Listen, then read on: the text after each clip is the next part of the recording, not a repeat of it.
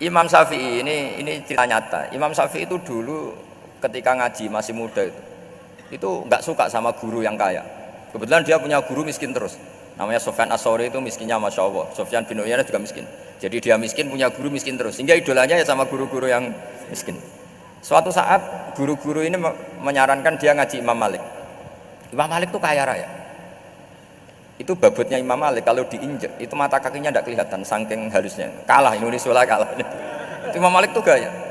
Kalau ngaji di kursi tinggi terus pakai bukhur itu, pakai jubah Arab yang mahal. Pokoknya mewah kali Imam Malik. Terus dia mulai ini kiai kok kaya.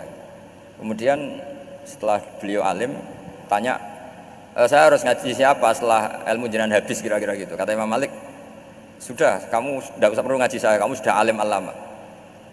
Terus Imam Malik datang ke Baki. Zaman itu Baki itu semacam kayak rentalan ya, semacam Grab lah kalau dulu.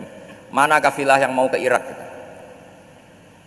Ya sudah terus. Oh kita mau ke Irak. Ini antar ke Muhammad bin Hasan As-Syaibani. Itu dibiayai sama Imam Malik. Grabnya ya dibayarin, itu kafilahnya itu ya dibayarin. Imam Syafi'i disangoni surrotan min dhahabin. Jadi satu kepes uang dikasihkan. Itu pernah tak hitung semurah-murahnya itu sekitar 60 juta. Imam Syafi'i mulai mikir. Kiai yang saya kritik lomo, sing kiai miskin tak puji, gak pernah ngamal kan, tentu orang miskin kan. Setelah datang ke Muhammad bin Hasan As-Syaibani, beliau itu pakar usul fikih, muridnya Abu Hanifah. Beliau al-usuli, pakar usul fikih. Itu Muhammad bin Hasan As-Syaibani itu kalau ngitung emas, itu di ruang tamu. Uangnya miliaran, emasnya banyak. Dari kota ini dipindah ke kota ini, emas kalau ngitung di ruang tamu. Bukan di kamar, di ruang tamu. Imam Syafi'i tambah kaget. Imam Malik kayak gitu sudah saya soal, malah ini kaya raya. Setelah Imam Syafi'i kelihatan kaget, digojlek sama Muhammad bin Hasan As-Syaibani karena beliau senior. Atajabu min hadza, kamu aneh melihat ini? Iya. Kenapa? Ulama kok kaya raya. Terus kata Muhammad bin Hasan, ya sudah, uang ini tak kasihkan orang-orang fasik, binti gue demenan, gue nyabu, macam-macam.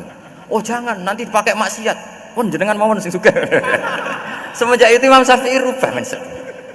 Jadi kalau kampus ini ingin akreditasi A, ingin mulia, ingin apa, kamu ridho kalau yang punya prestasi seperti itu adalah orang-orang fasik. Ridho enggak? Enggak kan? Maka didoakan ini. Nah itu namanya berpikir secara usuli. Kamu jangan hanya nuruti karena berpikir waroi terus kamu benci kekayaan, benci pangkat, benci apa, enggak bisa seperti itu. Karena pangkat dan kekayaan ketika dikelola secara kesolehan maka akan menjadi energi positif yang luar biasa. Semenjak itu Muhammad bin Hasan As-Syaibani berhasil mendidik Imam Syafi'i. Sampai akhirnya keterusan Imam Syafi'i berpendapat kalau orang Islam bisa bikin rumah tingkat kok punya rumah reok itu haram kata. Akhirnya keterusan. Kalau bisa jadi bupati kok jadi ketua RT juga haram. Karena al-Islam ya'lu wala yu'la alaih. Islam itu luhur bukan bisa diluhurin. Sehingga rata-rata orang Syafi'iyah termasuk kiai-kiai Indonesia itu rata-rata ya agak-agak politikus. Ya agak-agak kedonyan, mungkin sebagian ya kedonyan tenan gitu. Karena enggak ridho gitu loh. Kalau kesempatan itu dikuasai orang fasik kemudian menjadi kekuatan maksiat. Coba kalau bupati itu orang yang fasik. Kemudian programnya supaya rakyat seneng semalaman dangdutan yang purno misalnya.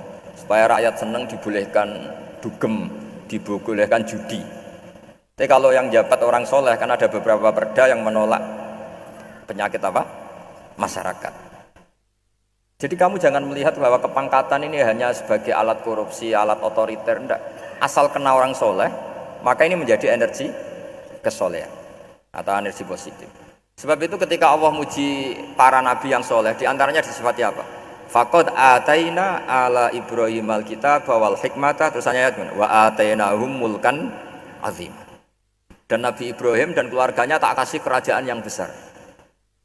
Nah sekarang masih banyak orang yang cara pandang ngapain bikin unisula yang megah, ngapain berambisi punya akreditasi A dan sebagainya. Menyoal seperti itu salah secara usul fikih. Karena secara usul fikih kesempatan yang baik tentu harus diperjuangkan oleh orang-orang yang soleh. Karena ini supaya jadi otoritas yang positif. Itu dulu ada latihannya. Jadi orang dulu itu gampang sekali ketika milih miskin ditanya, kenapa miskin? Saya ingin hisab saya ringan. Tapi ketika mereka kaya, yang soleh, supaya harta ini tidak dipakai orang yang nanti dipakai maksiat. Kita misalnya orang soleh kok mau pangkat, karena kita ada ridho, kepangkatan itu dipegang orang maksiat, kemudian menjadi energi maksiat. Begitu juga seterusnya.